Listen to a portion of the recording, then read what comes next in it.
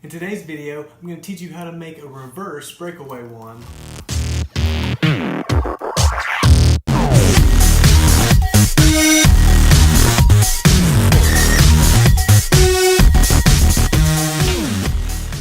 The reverse breakaway wand works because there is this trigger on the end. When I push the trigger, you'll see it goes limp. There's a spring in this tip that's holding tension on a cord running all the way through each section of this wand.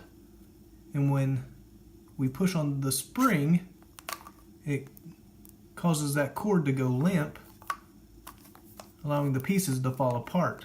Release the trigger, and it pulls the pieces back together.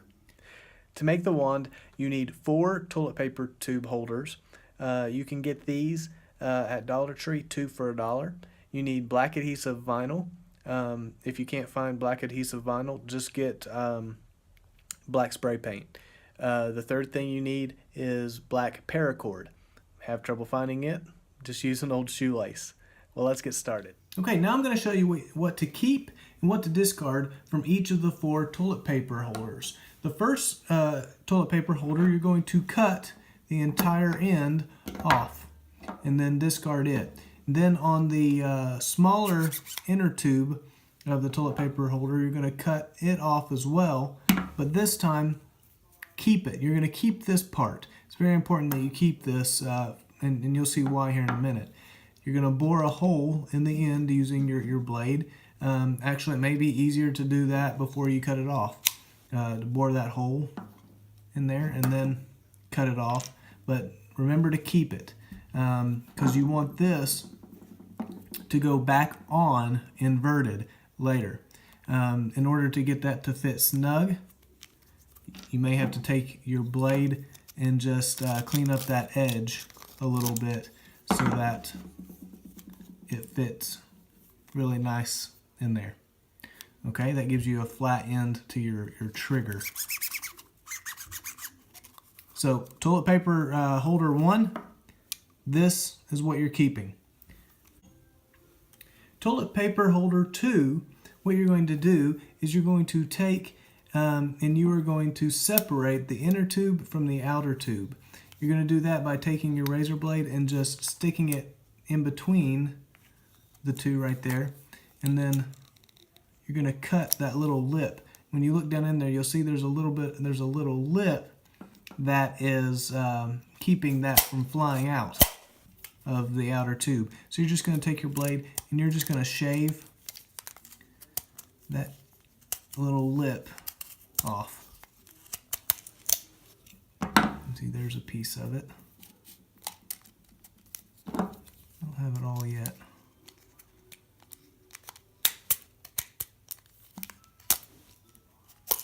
There it is. So you're going to take that out. You're going to take the spring out and just sit it aside. Save it for another project. And then you're going to cut the ring off of the end of this. I've already cut one right here for demonstration purposes. So on the second toilet paper tube, you're going to keep, oh, almost forgot, you got to cut that little knob off of the end so that you can thread your paracord through it. So out of the second one, you're going to keep this ring off of the inner tube, and you're going to keep a majority of the big tube minus the little knob on the end of it. So that's your second tube.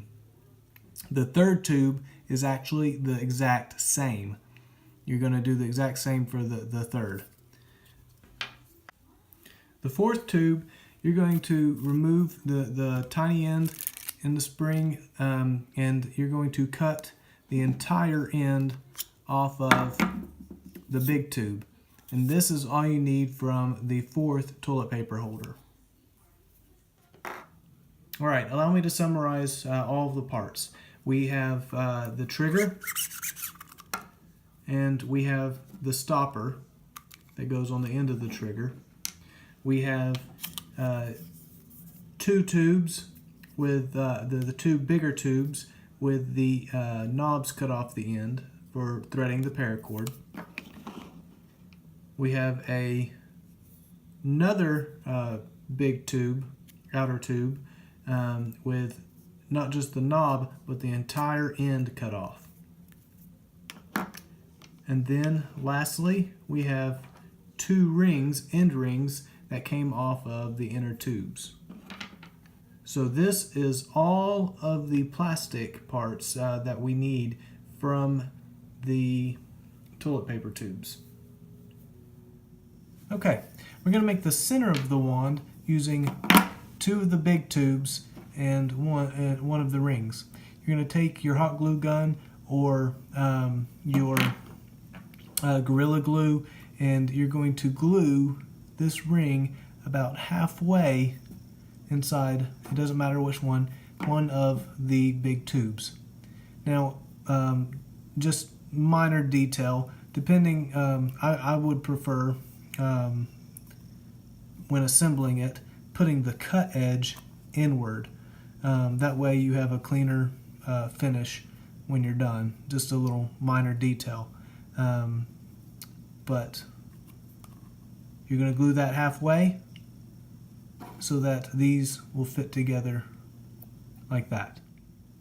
Alright, so we've glued the ring halfway inside one of these tubes. Now it's time to apply the vinyl. There's no one way to do this. You're just going to cut the vinyl to size, wrap it around. You can use your blade to trim it as needed. Do whatever you need to get it on there. An alternative, if you don't want to use vinyl, if you have trouble finding vinyl, you can use spray paint. But a little tip: when painting plastic, you want to take some sandpaper and just rough up the plastic a little bit. This will allow your paint to adhere better. Otherwise, that paint will scratch right off. Alright, now to assemble all the pieces. First thing you're going to do is you're going to take the cord. This is what holds it all together. In one end of the cord, you're going to tie a knot. Just a single overhand knot will do. If you're afraid of the knot slipping, you can dab a little glue on it. But you're going to have a knot on one end. On the other end, you're going to put a piece of tape. Now, if you're using an old shoelace for this part, then you may already have a piece of plastic on the end of the shoelace, so that won't be necessary. But that is going to help us thread it through all the pieces. So let's get started.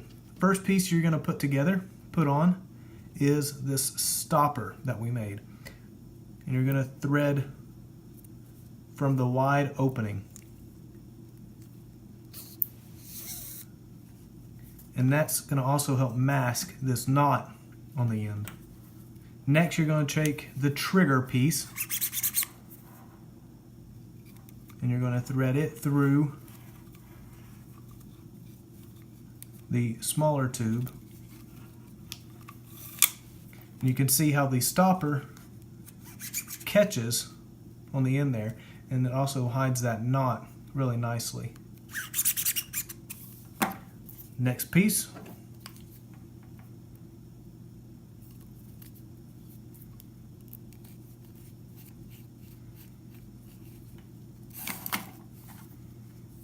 And see how these ends nest together really neatly, and it keeps it from that little nipple there keeps it from slipping, and all the pieces from sliding or back and forth and all over the place. This is one of the hardest pieces, believe it or not. Without that tape on the end,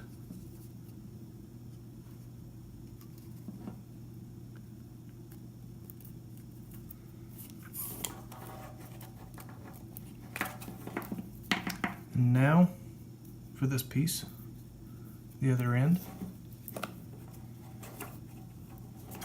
And then finally, you have the ring, the locking ring. Now, you want to make sure when you put on the locking ring that you put it on with the rough edge, if you have a rough edge. I didn't clean this one up too well. You're going to put it on with the rough edge facing in. You want that, that out. Now, don't slide this piece over the rope. This is going to lock the rope to the side. It's just going to wedge in there, wedging the rope between the two pieces. Before we wedge it in there though, you want to pull this piece, pull the rope so that you only have about an inch to half an inch to an inch of trigger. You don't want all the trigger. If you do, then it's just going to be very flimsy, not a lot of tension on it. You want about an inch to half an inch to an inch. And then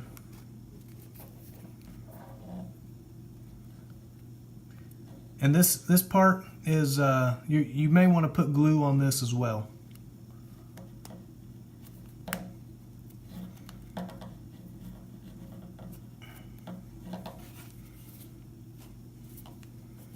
And once that is glued and dried, you can trim this excess cord. I'm just going to tuck it in here for right now. And there you have it.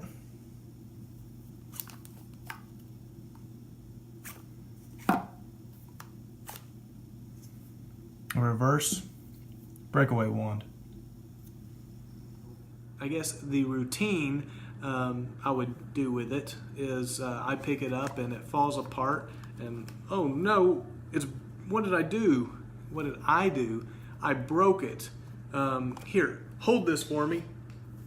I'm gonna get some glue. So hand it to the kid, turn around, glance back. Oh, well you fixed it. Awesome. Check it out. He fixed it, guy. Uh-oh. Nope. I did it again. Here, hold this. I'm gonna get some glue. Glance back. Oh, you did it again. You fixed it. And let that be how it's played. I can't do it right. Not the kid can't do it right. So that's the motivation behind the routine, behind the trick. Now a variation, an idea on a variation, instead of having all the pieces fall apart, maybe you could glue the last three sections together and use the vinyl to tape the middle two together so that only the tip falls off or breaks. And then, you know, throughout your show, oh no, I bent the tip of my wand. What am I going to do? And you get some glue and glue it back. That should hold. No, and the tip just keeps falling off. That's another way to play it. Or if you have a good solid routine with a breakaway wand, but you want a bigger breakaway wand, you could take the same materials and make a breakaway wand. You know, it's a great gag prop. Just eliminate the spring. Take these pieces and the inner tube that we threw away earlier, just cut another ring off, put that ring on this side with the cord, so that and leave about ½ inch of cord in the middle there, so that you can hold some tension with your fingers, and then when you want it to fall apart, just let it do its thing. You know, let the tension loose. But anyway, that is the reverse breakaway wand, and how I made it for under $5. I hope you enjoyed this video and it's inspired you to get creative, and it's challenged you to question what you do in your magic, and it's challenged you to say, how can I do that better?